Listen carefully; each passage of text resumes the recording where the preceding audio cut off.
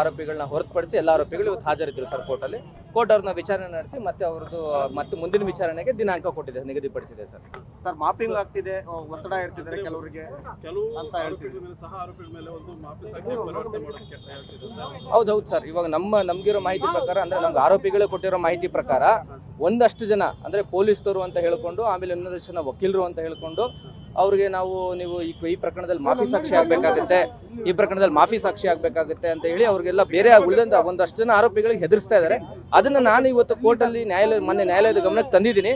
ಅದಕ್ಕೆ ನಾವು ಸೂಕ್ತ ಸಮಯ ನೋಡಿ ಅದಕ್ಕೆ ಸಂಬಂಧಪಟ್ಟಂತ ಅರ್ಜಿನೂ ಸಹ ನಾವು ನ್ಯಾಯಾಲಯಕ್ಕೆ ಸಲ್ಲಿಸಿದ್ದೀವಿ. ಇವತ್ತು ನ್ಯಾಯಾಧೀಶರು ಸಹ ಅದನ್ನ ಹೇಳಿದ್ದಾರೆ, ನಿಮ್ಗೆ ಆ ಥರ ಯಾವುದಾದ್ರು ಗ್ರೀವೆನ್ಸ್ ಇದ್ರೆ ನೀವು ಅರ್ಜಿ ಸಲ್ಲಿಸಿ, ನಾನು ಅದ್ರ ಮೇಲೆ ಏನು ಆದೇಶ ಮಾಡಬೇಕು ಅದನ್ನು ಮಾಡ್ತೀನಿ ಅಂತ ಹೇಳಿದ್ದಾರೆ ಸರ್. ಇಲ್ಲ, ನಾನು ಅದನ್ನ ನನ್ನ ಅರ್ಜಿನಲ್ಲಿ ನಾನು ಹೇಳ್ತೀನಿ ಸರ್, ಯಾವ್ಯಾವ ಆರೋಪಿಗಳಿಗೆ ಆ ಥರ ಮಾಫಿ ಸಾಕ್ಷಿ ಆಗಬೇಕು ಅಂತ ಅವ್ರಿಗೆ ಬೆದರಿಕೆ ಬರ್ತಾ ಇದೆ, ಆಮೇಲೆ ಆಮಿಷಗಳು ಹೊಡ್ತಾ ಇದ್ದಾರೆ, ಅದನ್ನ ನನ್ನ ಅರ್ಜಿನಲ್ಲಿ ತಿಳಿಸ್ತೀನಿ ಸರ್. ಅಲ್ಲ, ನಮ್ಮ ಮಾಹಿತಿ ಪ್ರಕಾರ 3 ರಿಂದ 4 ಜನ ಆರೋಪಿಗಳಿಗೆ ಈ ಥರ ನೀವು ಮಾಫಿ ಸಾಕ್ಷಿ ಆಗಬೇಕು ಅಂತ ಹೇಳಿ ಅವ್ರ ಮೇಲೆ ಒತ್ತಡ ತರ್ತಾ ಇದ್ದಾರೆ. ಈ ಪ್ರಕರಣದಲ್ಲಿ ದರ್ಶನ್ ಅವ್ರ ವಿರುದ್ಧ ಮಾಫಿ ಸಾಕ್ಷಿ ಆಗಬೇಕು ಅಂತ ಹೇಳಿ ಅವ್ರ ಮೇಲೆ ಒತ್ತಡ ತರ್ತಾ ಇದ್ದಾರೆ. ಅದನ್ನ ನ್ಯಾಯಾಲಯದ ಗಮನಕ್ಕೆ ಇವತ್ತು ತಂದಿದ್ದೀನಿ. ಅದನ್ನ ನಾನು ಮುಂದಿನ ದಿನದಲ್ಲಿ ನಾವು ನ್ಯಾಯಾಲಯಕ್ಕೆ ಅರ್ಜಿ ಸಲ್ಲಿಸೋರು ಇದ್ದೀವಿ ಸರ್. ಆರೋಪಿಗಳನ್ನ ನಾನು ಅರ್ಜಿನಲ್ಲಿ ತಿಳಿಸ್ತೀನಿ ಸರ್, ಆರೋಪಿಗಳು ಯಾರ್ಯಾರು ಅಂತ ಹೇಳಕ್ಕಾಗಲ್ಲ. ಹೌದು, ದರ್ಶನ್ ವಿರುದ್ಧ ನೀವು ಮಾಫಿ ಸಾಕ್ಷಿ ಆಗ್ಬೇಕು ಅಂತ ಒತ್ತಡ ಹೇರ್ತಾ ಇದ್ದಾರೆ ಸರ್. ಪವಿತ್ರ ಗೌಡ ಸರ್ ಅದು ನನಗೆ ಗೊತ್ತಿಲ್ಲ ಸರ್, ಪವಿತ್ರ ಗೌಡ ಮಾಹಿತಿ ಇಲ್ಲ. ಮೈಸೂರು ಬೇರೆ ಕಡೆ ಹೋಗ್ಬೇಕು? ಇಲ್ಲ ಸರ್, ಎಲ್ಲೂ ಅಪ್ಲಿಕೇಶನ್ ಆಗ್ತಾ ಇಲ್ಲ, ಎಲ್ಲೂ ಅರ್ಜಿ ಆಗ್ತಾ ಇಲ್ಲ ಸರ್. Thank you. ಇಷ್ಟೇ ಡೆವಲಪ್ಮೆಂಟ್ಸ್.